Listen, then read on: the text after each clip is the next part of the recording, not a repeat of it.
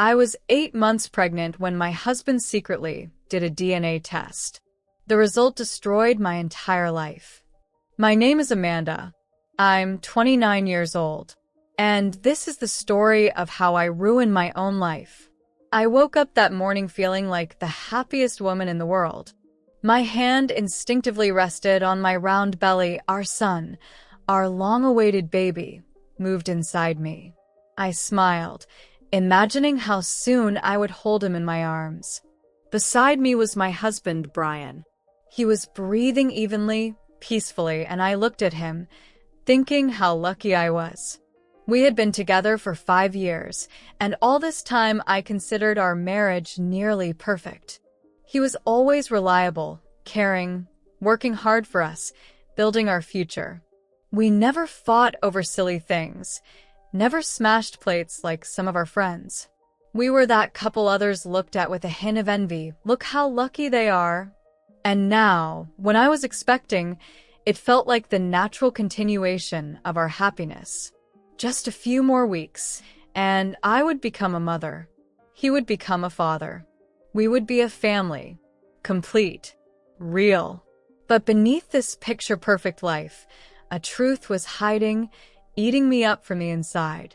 I knew everything could fall apart in an instant, because I had done something for which there was no excuse. Something he didn't know about. I had cheated on Brian, and I wasn't sure if this child was his. It happened a year ago. I can't say that Brian was a bad husband. He was kind, caring, worked hard, provided for us. But there were times when I felt lonely. He stayed late at work, was constantly busy, and I felt like I no longer interested him. That's when Tom appeared in my life. He was our friend. We often gathered as a group, played board games, drank wine, talked about travel. He was funny, open, and I always saw him as just a friend, until one evening, after our friend's birthday party, we were left alone. Brian, as always, was stuck at work. I had been drinking. Tom had too. One word led to another, laughter, jokes, light touches. And then I was at his apartment, my dress on the floor, his hands on my body, and I didn't stop. The next morning, I woke up with guilt gnawing at my heart. I swore it would never happen again. And it didn't. But a month later, I found out I was pregnant. At first, I truly believed it was Brian's child. I convinced myself there was no way that one night with Tom could have been the reason. But as time went on, that fear grew stronger. Especially when the doctor gave me an estimated conception date. It matched that night. I couldn't tell Brian the truth. That would mean destroying everything, losing him. But I loved him. And I wanted this baby. I wanted a family. So I stayed silent. I smiled when he touched my belly. I was happy with him when we picked out a stroller. And at night, I cried, clutching my chest so I wouldn't wake him. That morning, I got up early. I made breakfast. I noticed Brian had been distant lately. I blamed it on work, his stress, the upcoming changes. But I didn't know that it was already the first crack. I didn't know that doubts had already started creeping into his mind. And I had no idea that around this very time, he had ordered the DNA test that would destroy my life. I stood at the stove, flipping pancakes when he approached and kissed me on the forehead. "I love you," he said. I almost burst into tears. "I love you too." I believed I could hide the truth, that it would remain our happy secret. I didn't know that this breakfast was one of the last times I would feel like his wife, because soon I would become nothing but a cheater to him. A story he would tell his friends as a warning. I thought it was my child, but it turned out to be someone else's. I didn't notice when Brian and I stopped being a team, when we became just roommates living under the same roof. I always thought that real betrayal was when you went to bed with someone else. But now I understand. It all begins much earlier. With emptiness. With coldness. With that moment when you lie in bed next to your husband but feel completely alone. A year ago, our life seemed perfectly normal. We both worked.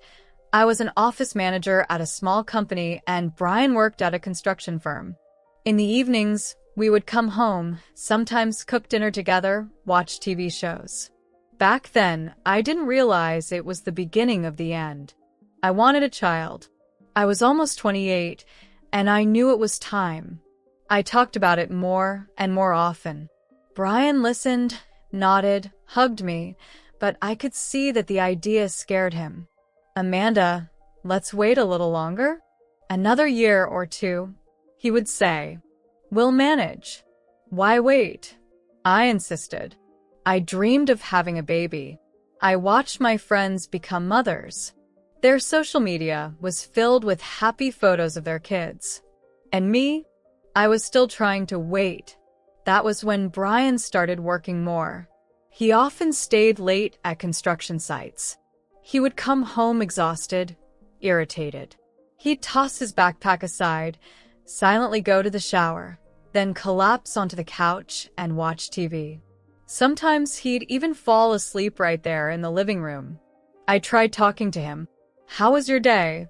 "Fine." "What happened?" "Nothing." It annoyed me. I felt unwanted. I needed support, I needed love. But it seemed like he loved his couch more than me. And that's when Tom appeared. He was a friend of our group. We often hung out together. I always thought he was nice, funny. He knew how to make us laugh, how to lift the mood. And he always noticed me. One evening, after another get-together, he messaged me. "Amanda, you looked amazing today." I've always dreamed my wife would smile like that. I laughed. I took it as a joke. But it made me feel good. Really good. I didn't reply, but those words stuck in my mind. My husband hadn't said anything like that to me in months. I looked at Brian. He was sitting with his phone, scrolling through the news, paying no attention to me. And somewhere out there was Tom, who saw something special in me. Everything happened quickly after that. We started texting. At first, it was small talk. Then he began asking me, "How are you? What's new with you? Why do you seem sad?" And without noticing, I started opening up to him more than to my own husband. I wrote to Tom about everything. "Brian is late again. We hardly talk. I feel so lonely." And he listened. He understood. He supported me. I never planned to go any further. I thought it was just friendship. A little secret that made me feel desired. But I didn't stop. Then came that evening. Our friend's birthday. Brian was working late again. And I was left alone with Tom. We drank. We laughed. We joked. And then, I remember ending up at his place. I remember his hands on my body. And I remember waking up the next morning realizing I had done something I would never forgive myself for. I left without even saying goodbye. And on my way home, I decided it would be our secret. I swore to myself it would never happen again. And it didn't. But then I found out I was pregnant. And from that moment on, fear became my constant companion. I couldn't turn back time. I couldn't erase that night. I didn't know whose child my son was. But I believed I could hide the truth. And I honestly thought no one would ever find out. But I was wrong. Very, very wrong. The bigger my belly grew, the more I noticed that Brian had changed. At first, it was little things that I tried to ignore. He became colder. His looks, which were once full of love and tenderness, now seemed evaluative, almost distant. Sometimes he looked at me as if I were a stranger. I tried to convince myself it was just work stress, or his nerves over becoming a father. But deep down, I knew it was something else. One evening, we were having dinner. A typical night, a typical meal. I was telling him that the doctor said the baby was developing well, that everything was going according to plan. I expected joy in his eyes. But he just chewed in silence, staring at the wall. Are you even listening to me?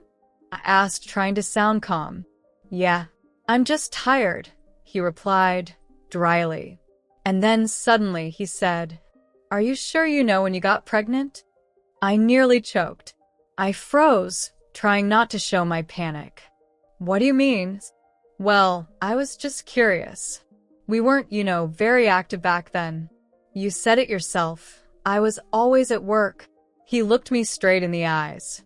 That was the first time I realized he suspected something.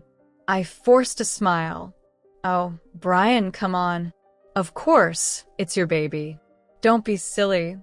I laughed, trying to play it off as a joke. But he didn't laugh. After that night, I started noticing more. He began asking questions about little things he'd never cared about before. When was that birthday party again? Why did you come home so late that night? Do you still talk to Tom? He hasn't been around lately. Each question hit me like a whip. I tried to stay calm, to act normal, but inside, I was falling apart with fear. I realized he was putting the puzzle together. One evening, I saw him scrolling through something on his phone. When I approached, he quickly locked the screen. What are you doing? Nothing, just reading the news, he said without looking at me. But I saw how tense his fingers were. I saw his jaw clench. And I knew it was a lie. I started dreading every day.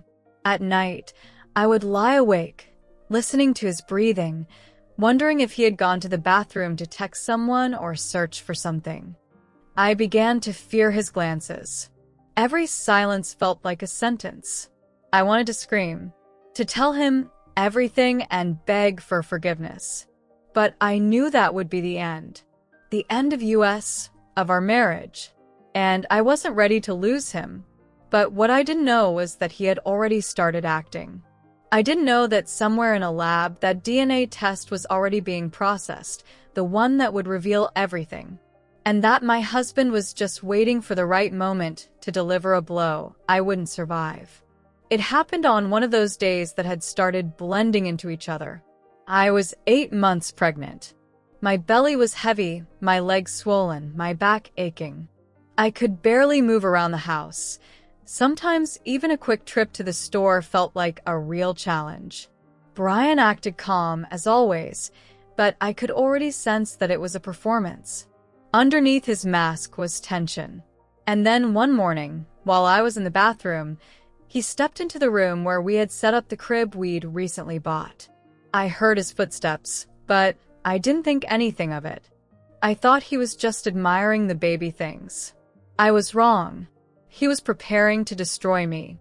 I only learned about it later, but now I'll tell you how it really happened. While I was walking around the apartment, imagining us taking our baby for walks in the park, Brian had already picked up the tiny baby cap I had bought a few days before. He put it in a bag. The cap was still brand new. I hadn't washed it yet. It had traces of my skin, my hair, and maybe traces of the baby that was about to be born.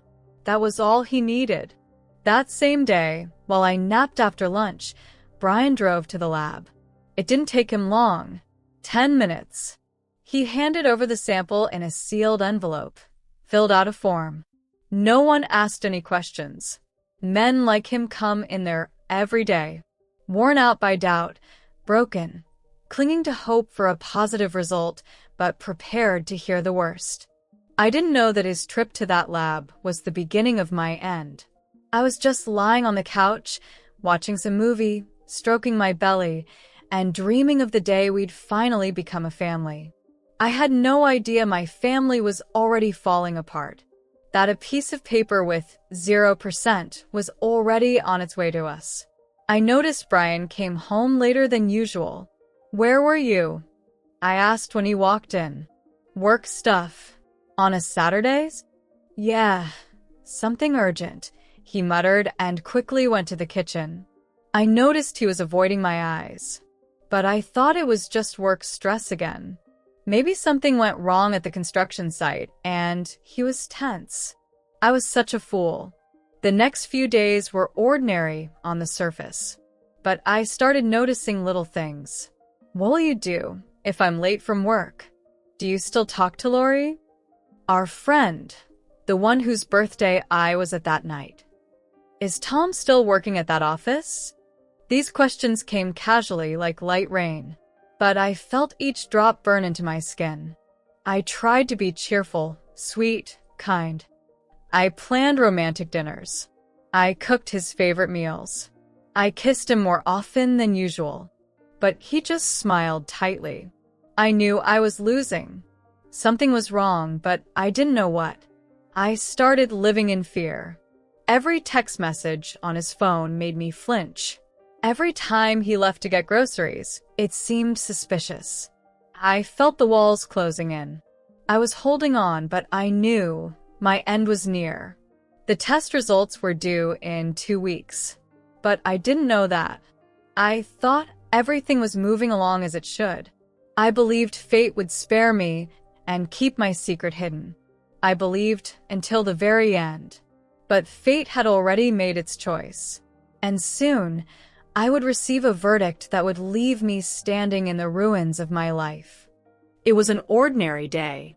I had almost stopped feeling as nervous as before. It seemed like Brian had calmed down a little. He even started caring more about me, asking if I was sleeping well, if my back hurt, if I was comfortable sitting. I naively thought that maybe we had made it through the crisis, that his doubts had disappeared, that soon our son would be born, and everything would be just like I had dreamed. I was baking a pie when I heard him come into the house. I peeked out from the kitchen and saw a white envelope in his hands. There were some markings and barcodes on it. I didn't even try to read them, but I felt something was wrong. Brian was pale. His hands were trembling.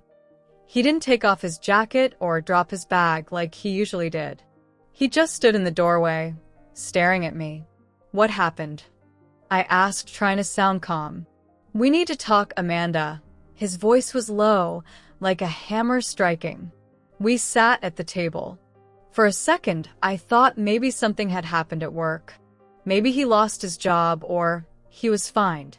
It could have been anything except what I was about to hear. He placed the envelope on the table and slowly tore it open. I watched as he pulled out the paper. I saw his eyes run over the lines. I saw him freeze. His fingers tightened around the letter so hard it almost tore. He looked up at me. I will never forget those eyes. 0%, he said quietly, almost whispering. What? I pretended not to understand. The test. I did a DNA test. This isn't my child. My world collapsed. I lost control of my body. My hands went cold. My heart was pounding in my throat. I opened my mouth to say something but couldn't. I wanted to run, to get out of there, break down the door, disappear. But I was stuck in that chair.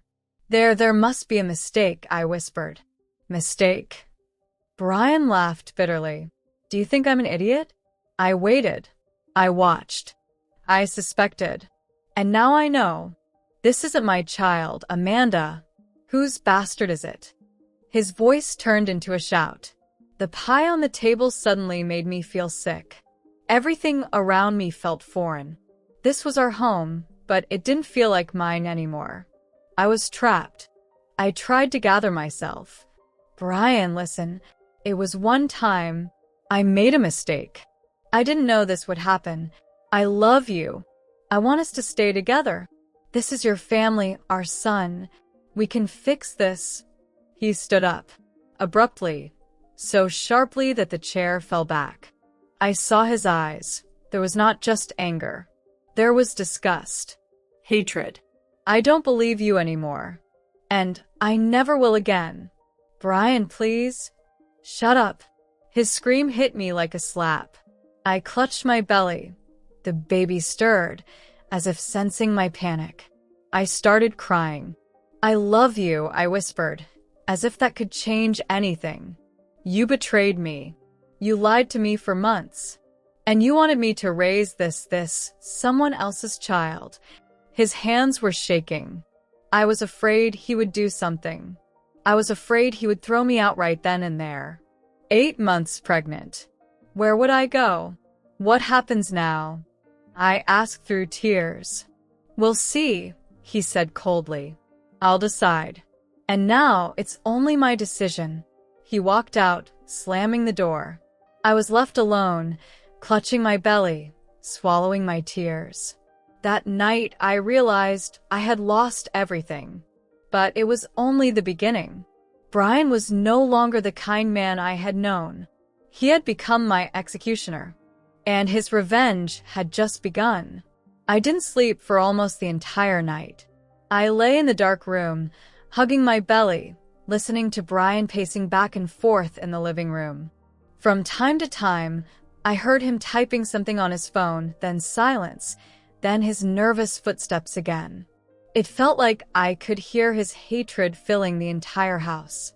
I wanted to go to him, to talk, to explain myself once more, but I knew it was pointless. Something in his eyes had changed. This was no longer my husband. This was an enemy, holding me under siege. In the morning, I drifted through the kitchen like a ghost, trying to pretend nothing had happened. I put the kettle on, sliced some bread. I did everything automatically, as if this routine could somehow bring us back to the life I had so carelessly destroyed. Brian came out of the room, dressed, ready. His face was cold as stone. "We need to talk," he said dryly. I sat down, pressing my palms together to keep them from shaking. His voice was calm, emotionless. But that scared me the most. "I'm filing for divorce." His words were like a knife to my heart. I understand," I barely managed to say. "The house stays with me. You'll sign the papers voluntarily," he continued. But... No buts, Amanda. This is your choice. I'm giving you a chance to leave with dignity. If you start fighting, I'll make sure you walk away with nothing. And you won't see the child either." I gasped. The child? He knew this wasn't his son. "But this is my baby. How can you?" "I can. And I will. I have a lawyer. If necessary, I'll prove you're an unfit mother, mentally unstable. I'll do everything to make sure the court gives me the child. You'll disappear from his life. From our lives." I couldn't believe what I was hearing. Was this the same man I had planned a future with? I looked at him and saw a stranger. Why? "Why do you need this child if he's not yours?" "Because I won't let you be happy after what you did. I'll take everything from you. Even if he's not mine, I'll raise him alone. But you won't be a part of it." I burst into tears. But he just sat there, staring at me like I was trash. His eyes burned with cold hatred. "You have 2 days to think," he said in the end.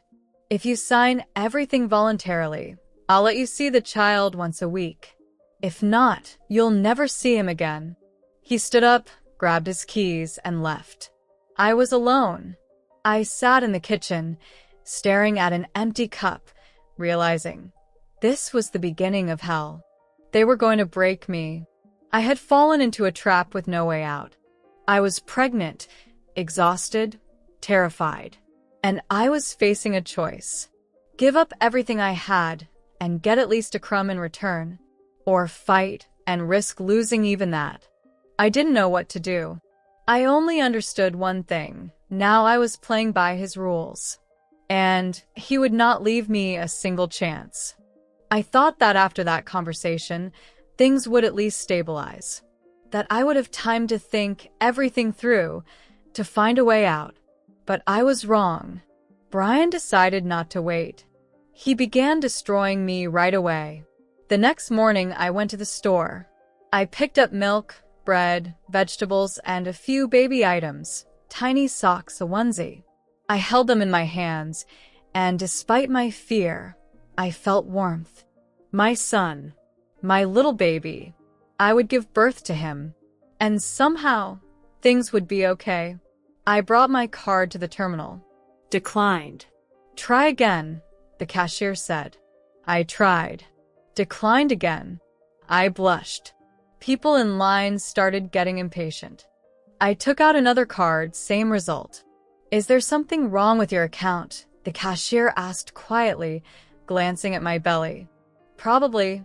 Sorry, I left the groceries and walked out of the store. Outside, I called Brian. What's wrong with the cards? I blocked them.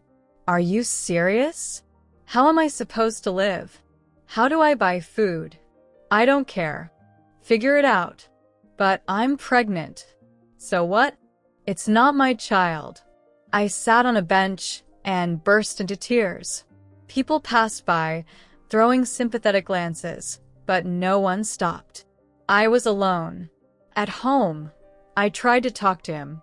Brian, I understand that you're angry, but I'm expecting a baby. Don't you care that I'm stressed?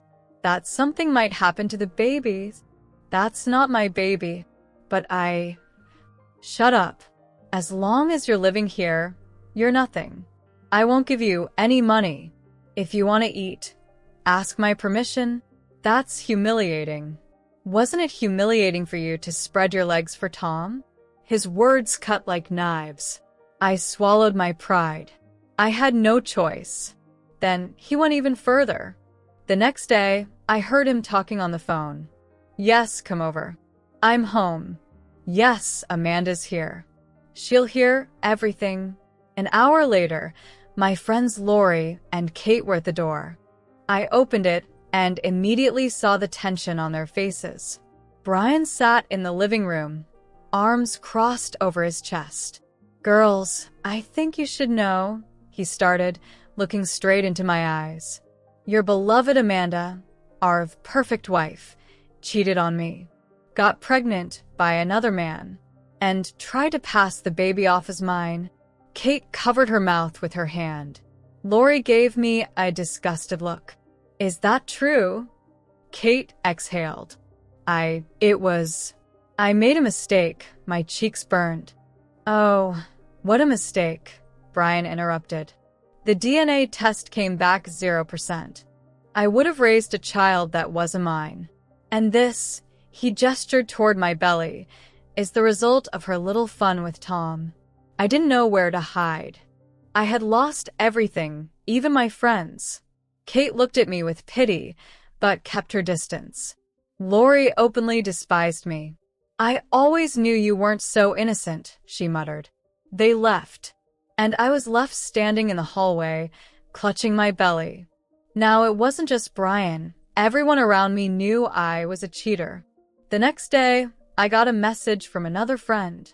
Amanda, I don't want to interfere, but everyone knows about your situation. I opened social media and saw that Brian had been liking posts about punishment for cheaters and justice for real men. His friends were joking in the comments. Stay strong, brother. Cheaters deserve no mercy. It felt like boiling water had been poured over me. This was humiliation I hadn't expected. I stopped leaving the house. I was afraid of seeing someone I knew. It felt like everyone who looked at my belly knew it was another man's child. But the worst was in the evenings. When we were alone, I sat in the bedroom and Brian watched TV in the living room. Sometimes he would come in, stand in the doorway, and look at me. Do you think you're worth anything? Who would want you with that belly? Tom left you, right? Good for him. I'll make sure your child calls another woman mom. His words were worse than blows. I stayed silent. I knew this was just the beginning. I had become his toy, and I had no idea how to escape this hell. I couldn't take it anymore. Every day next to Brian felt like torture. I no longer felt like a pregnant woman who deserved care and protection. I felt like trash. Human garbage, trampled underfoot every single day. His words were like knives. Look at yourself. Who would want you like this? Tom? You think he's waiting for you? He's been with someone else for a long time. Don't you get it? You're worthless to anyone. I stayed silent. I gritted my teeth. I hid my tears under the blanket. But inside, I was breaking. A little more and I would shatter into pieces. That evening, I decided to run. I needed some kind of support. I held my phone in my hand, staring at the contact Tom. My lover. My only chance for salvation. Or so I thought. I hesitated for a long time, and then I pressed call. Hello? His voice was surprised. Hi? Tom, it's Amanda. Oh, Amanda, hi.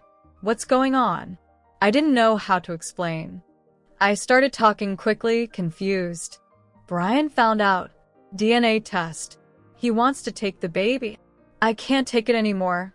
I'm scared. There was silence on the other end. I waited anxiously. I was already picturing him saying, "Come over, I'll protect you. This is my child too. We'll get through this." But his voice was completely different. Amanda, listen. I can't. You see, I'm in a different relationship now. Different. Yeah, I've been living with someone for a few months. We're expecting a baby. My legs gave out beneath me. I sat down right on the floor. Are you serious? I whispered. Yes, Amanda. I can't help you. And honestly, I don't want my girlfriend to find out about any of this. But it's your baby. I'm not sure. It was a long time ago. And anyway, I thought we were just having fun. I couldn't breathe. Just having fun. I put my hand on my belly. This wasn't fun. This was my baby. His baby. And he just wanted to forget it. I'm sorry, Amanda, he said. I have a new life. I can't help you anymore. So, you're leaving me? I never promised you anything. This is your responsibility. He hung up. I was left sitting on the floor, staring at the phone as if it were a death sentence. I packed my things. I threw a few t-shirts, a sweater, jeans into a bag. I didn't know where I was going, but I knew I couldn't stay here. I was afraid that one day Brian would just throw me out, that he would take everything from me. I thought I still had time. I thought Tom would support me. But now I knew. I was alone, and no one was going to save me. I left the house late at night when Brian was asleep. I quietly closed the door so I wouldn't hear his yelling. I called a cab and went to a cheap motel on the outskirts of town. I didn't know what tomorrow would bring. I only knew that I had run away, but I couldn't run away from myself. I sat on the hard bed in a cheap motel, hugging my belly, staring at the ceiling. The room smelled of damp and mildew. Next to the bed stood an old scratched nightstand with a flickering lamp on top that crackled every now and then. Through the window, I could see a parking lot where suspicious people gathered at night. Every noise made me flinch. This was my new reality. From a cozy home, clean sheets, and a husband who once cared for me, I had ended up here. Alone. Unwanted. 8 months pregnant. And I had no one to turn to. I called my friend Kate, the only person who still had any trace of warmth toward me. Hi, it's Amanda. Amanda, what's wrong? Her voice was restrained, without the warmth I remembered. I left Brian. I have nowhere to stay. Can I stay with you for a bit? Pause. A long, heavy silence. You see, Amanda, my parents are staying over right now. There's no room. And honestly, I don't want to get involved in your situation. Please, just for a few days. Sorry, it's not a good time. Click. She hung up. I had lost everyone. Not just Brian. Not just Tom. I had lost my friends. I had lost my life. I had barely any money left. I could only afford the motel for 3 days. And after that, I didn't know. I searched through job ads, but who would hire a pregnant woman 8 months along? No one wanted me, not even as a cleaner. I went into cafes, stores, looked into managers' eyes. Please, I need any kind of work. Sorry, we don't have any openings. I would walk out and cry. I felt my body getting heavier, my feet swelling, my back aching. But I couldn't stop. I had to survive. On my last night in the motel, I sat on the edge of the bed, counting coins. I could only afford a pack of cookies and a bottle of water. I ate it, feeling my baby kicking inside me. "I'm sorry, little one," I whispered, rubbing my belly. "I didn't want this. I just made a mistake." But he didn't care. He just needed a mother to love and protect him. And I had already failed that task. Even before he was born, I had become a failure. On the fourth day, they told me I had to leave because I couldn't pay anymore. I stood at a bus stop with a single bag, not knowing where to go. My life had shrunk to this moment.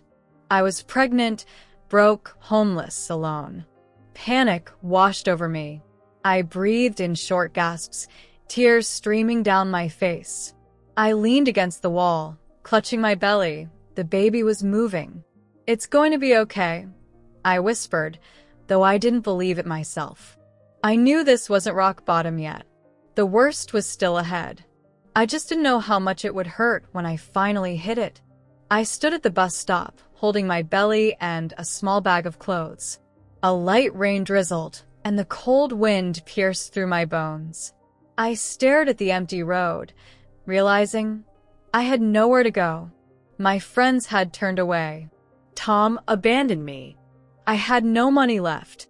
I was a pregnant woman on the street, with no support. One thought spun in my head. I can't be homeless. I have to go back. Back to Brian. The same man who hated me. I knew it would be hell, but it was the only place with a roof over my head. I dialed his number. My hands were shaking. The phone rang for a long time. I thought he wouldn't pick up, but then I heard his cold voice. "What do you want?" "Brian, I have nowhere to go. Please, let me come back." "Oh, now you're crawling back?" "Please, just until the baby is born. I'll leave after that, I promise. You can come back, but it'll be under my rules." Yes, I agree. His rules. I knew what that meant. Humiliation, insults, control. But I had no choice. I arrived late in the evening. When the door opened, I saw him, shorts, a t-shirt, a beer in hand. He looked me up and down like I was trash. "Come in." I stepped inside. Everything was so familiar, our home, once warm, but now it felt foreign. There was no love left here, only hatred. "The rules are simple," he said, closing the door. "You live here because I let you. You clean, cook, and stay silent. I don't want to hear your crying. And don't come near me with that belly. I can't stand you." "Okay," I whispered. "And one more thing. Once you give birth, you're out." "I understand." I stood before him, head down. I was broken. And he saw it. I saw the smirk on his lips. It was satisfaction. He had won. I had come back, humiliated, crushed. And he got what he wanted, my suffering. Those days were the worst of my life. I tiptoed around the house. I was afraid to make any noise. I cooked, cleaned, and stayed silent. Brian didn't talk to me. He acted as if I didn't exist. I felt like a shadow. I existed only to serve. Sometimes he invited his friends over. I brought them beer and snacks. And they looked at me, smirking. They all knew. Everyone knew I was the woman who cheated. I was a joke. "Amanda, how's your lover?" One of them laughed. "Haven't given birth to his kid yet?" "Brian, you're a saint. I would have kicked her out long ago." Brian smiled. And I stayed silent. Silent because I knew this was my punishment. I chose this path. And now I had to walk it. At night, I lay in bed and stroked my belly. I whispered to my son, "Forgive me. Forgive me." I didn't know what the future held.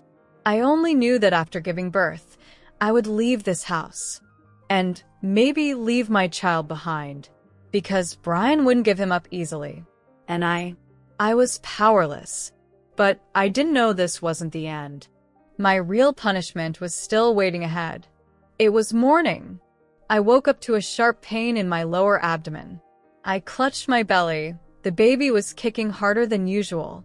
At first, I thought it was just another cramp, something I had often felt in the past few weeks. But the pain grew stronger. "Oh, God," I whispered. I realized it had started. Brian was sleeping in the next room. I knocked on his door, afraid he would yell at me as always. "What now?" His irritated voice came from inside. "I'm having contractions. It's starting." He got up quickly, almost immediately. His face was tense, but not out of concern. I already knew that look. He saw this as an opportunity. "Get ready, we're going." I wanted him to support me, to hug me, to say something comforting. But he was cold and composed. For him, this was the final stage, the end of our coexistence. I would give birth, and he would throw me out. The drive to the hospital was silent. I gasped from the pain, clutching the dashboard. Brian said nothing. He didn't even look at me. His knuckles turned white from gripping the steering wheel so tightly. "Everything will be okay," I said more to myself than to him. He didn't answer. At the reception, they quickly took me to a room. The nurse helped me lie down, checked my blood pressure, listened to the baby's heartbeat. Brian stood in the corner with his arms crossed. No words of support. No look of love. Just waiting. I saw him texting someone, smiling at his phone. And I knew it wasn't family. It was his friends. He was probably typing. "It's happening. I'm winning." Labor was long and painful. I screamed, bit my lips, prayed for it to end. And then I heard the cry. It was him. My son. I saw him, tiny, wrinkled, but mine. I broke into tears. I reached out my arms to hold him, but Brian was the first to take him. I watched him hold my son. For a moment, I thought his face softened, that maybe this little being would change his heart. But then, I saw that cold wall return to his eyes. "We're going to be fine," he said. But those words weren't for me. He was speaking to the baby, as if I no longer existed. I was left in the room while Brian went into the hallway with our son, showing the nurse how to swaddle him. I was alone, and I knew that was my last night with my son. I felt it with every part of me. Brian would do whatever it took to take him away. I knew I would leave the hospital without my baby. I was already a mother who had lost her child. I cried like I never had before. Tears soaked my pillow. My fists gripped the sheets. "I'm sorry. I'm so sorry, my son," I whispered. I couldn't fight. I was too weak. And Brian, he was too strong. The next morning, Brian was sitting beside me. I opened my eyes and saw him. He had papers in his hand. "You'll sign this now. It's a waiver of your parental rights." "Brian." No. "He's my son. You'll sign it, or I'll make sure the court declares you unfit. I've already hired a lawyer. You have no chance. Sign it and I'll let you see him occasionally. If you don't, you'll never see him again." I held the pen. I looked at the paper, and I realized I had already lost. I signed it. At that moment, something inside me died. I was left with nothing. When I was discharged, I held my son one last time. I breathed in his scent, kissed his tiny forehead, stroked his little fingers. "Mommy loves you. She will always love you," I whispered, trying to memorize every second. And then Brian took him, and I walked out of the hospital alone, with empty arms and an empty heart. I walked out of the hospital, clutching nothing but a discharge paper in my hand. The only thing I had left after 9 months of pregnancy and agonizing childbirth was a piece of paper. My son was no longer with me. Brian had taken him. I lost the child who never even got the chance to call me mom. I walked down the street as people passed by. Their faces were happy, carefree. Mothers held their children's hands. Someone was pushing a stroller. I looked at them and felt something inside me die with every step. I returned to the rented room, the only place I could afford with the few pennies I had left after the divorce. It was a tiny space in an old house, with crumbling walls and windows that let the cold wind seep through. I collapsed onto the bed and closed my eyes. But all I could see was his face, those tiny hands, bluish lips, that fragile cry. My son, a part of me, but I knew I would never see him again. The first few weeks after the divorce, I lived on autopilot. I went to the store, buying the cheapest food. I worked as a cleaner in a small cafe, wiping tables and floors, listening to other mothers feed their children. I smiled at customers, but I was dead inside. Every night, I lay down and cried. I stroked my empty belly, as if hoping the baby was still there. But he wasn't. I dreamed of him. I heard his cries. I would wake up, reaching out my hands, but there was only a cold bed beside me. I tried texting Brian. How is he? How's our son? Is he okay? Can I see him just for a minute? Silence. Or a short reply. He's happy. He's fine. He doesn't need you. Those words killed me. I wanted to run, scream, rip him from Brian's arms. But I knew he was stronger. He had lawyers, a house, money. I had nothing. One day, I gathered the courage to go to them. I stood around the corner from the house we once shared and waited. And I saw them. Brian came out with the stroller. My son. My blood. I hid behind a tree and watched. I saw him lean over the baby, adjusting his blanket. I wanted to run to them, to take my baby into my arms. But I stood frozen and just cried. I was afraid that if Brian saw me, he would take legal action to ensure I could never even get close again. I was no one, not even a mother, just a woman who gave birth and then disappeared. Depression consumed me. I stopped talking to people. I ignored calls. I drank cheap wine, eating stale bread, just to fall asleep and avoid the dreams. But the dreams came anyway, and he was always in them. Months went by. I lost weight. My face became gaunt, with dark circles under my eyes. I looked in the mirror and didn't recognize the Amanda who was once a happy wife. I saw a ghost. I no longer dreamed of getting everything back. I knew that was impossible. I only wanted one thing, to see my son. Just once. Even from afar. But Brian had taken that from me, too. And this was my punishment. I deserved it. I had destroyed my life.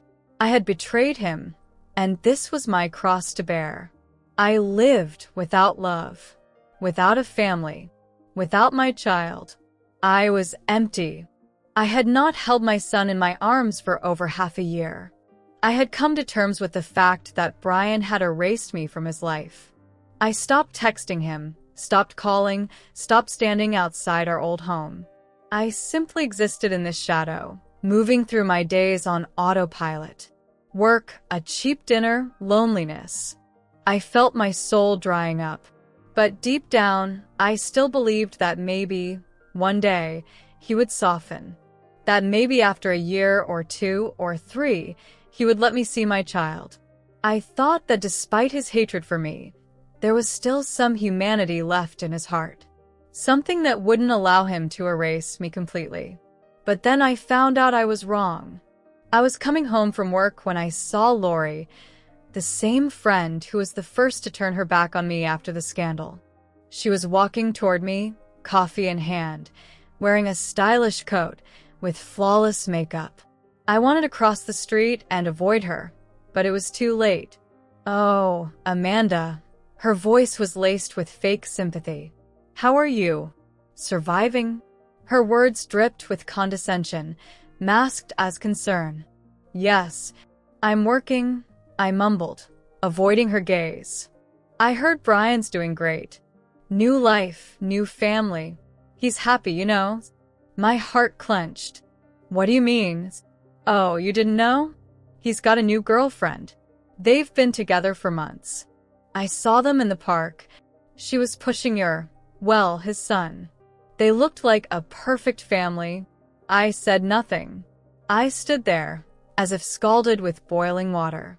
My body went numb. I heard her voice, saw her lips move, but the words no longer made sense. Sorry, I didn't mean to upset you. Life goes on, you know. I mumbled something and walked away. I moved through the streets, not seeing the road. All I could see was an image in my mind. Some other woman holding my son's hand, feeding him, kissing him goodnight. And maybe he was already calling her mom. That evening, I found Brian's profile on social media. His page was private, but his profile picture had changed. He stood there with a woman, young, smiling, holding a stroller. My son was in that stroller. I zoomed in, trying to see his little face. That was my child. But I wasn't there. I had been erased. I searched for the woman's profile. She had posted photos with my son. She wrote about family weekends, about our little boy. She called him my baby, mine. She had taken my place. I didn't sleep that night. I cried. I punched my pillow. I screamed into the cold walls of my room. I had lost the last thread connecting me to my son. I was no longer his mother. I was just the woman who gave birth and left. And now another woman was raising him, loving him, and maybe he had already forgotten my face. My heart shattered. This was worse than death. I was alive, but I had lost everything.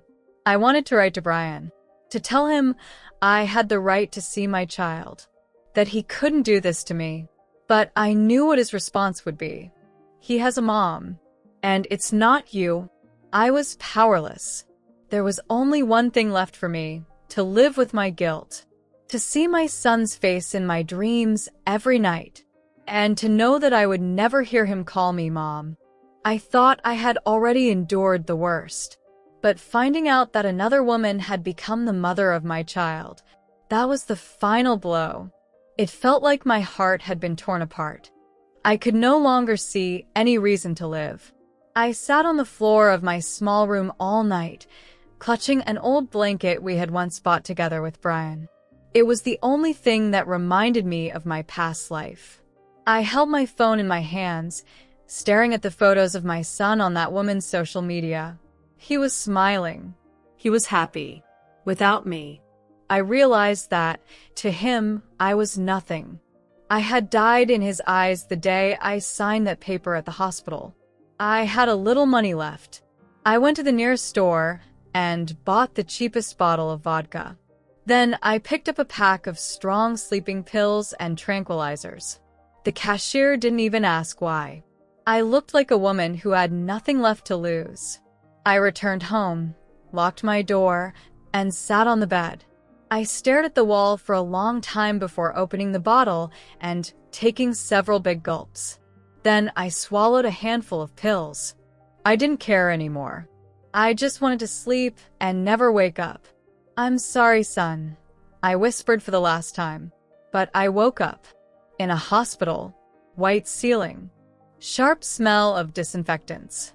A nurse sat beside me. You were very weak. The neighbors brought you here. They heard noises and got scared. I looked at her, unable to believe I was still here. I wanted to leave. Why didn't I die? But then I realized I was alive. And that meant I still had a chance. I could still change something. Maybe not now, not today, but someday.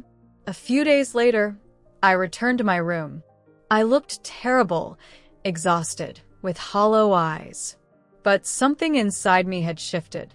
I no longer wanted to be a victim. I no longer wanted to be the woman who only cries.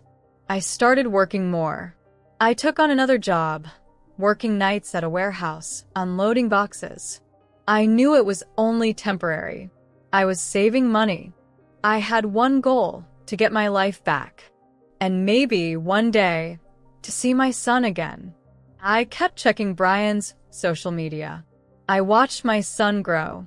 I saw that other woman hugging him. Every time it tore me apart, but I didn't cry anymore. I knew my time would come. I stopped texting Brian. I stopped begging. I made a decision. One day, I would come back, stronger.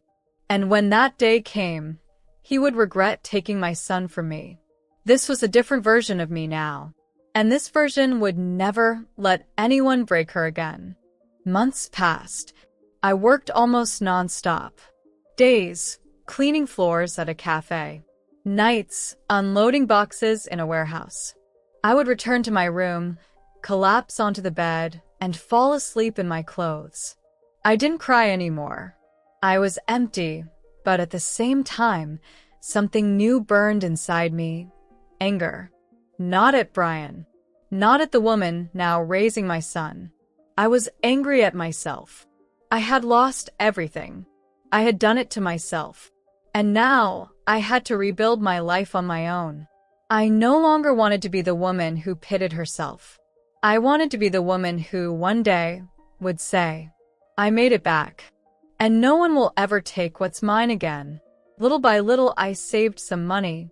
I moved into a better room. Not the tiny, damp hole from before, but something decent. I started looking better. No, I didn't become the Amanda I used to be. That naive, love-blinded woman was gone forever. But I became stronger. I signed up for accounting courses. I knew I didn't want to clean floors forever. I wanted a proper job, a proper salary. I wanted to build something for myself. I stopped checking Brian's social media every day. I knew my son was growing, that he was probably starting to talk, maybe already calling that woman mom. It still hurt. That pain would likely never go away.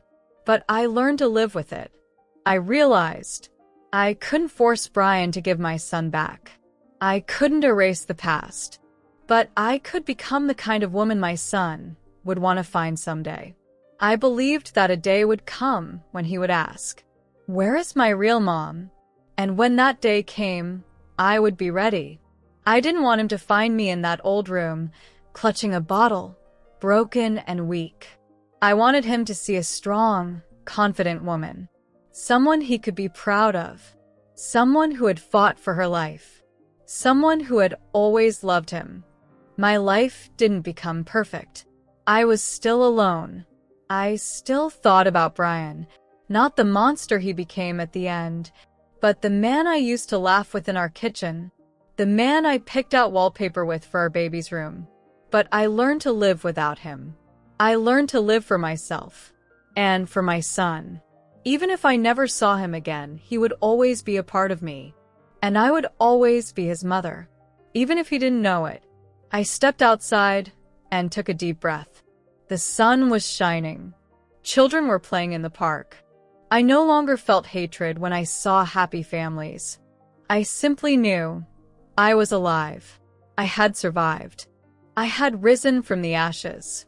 And now I would keep moving forward. Always forward. And one day, I believed my son would hug me. And he would say, "Mom, I found you," and I would be ready. The end. Please subscribe to our channel Stellar Stories. We have new amazing stories coming out every day. Thank you.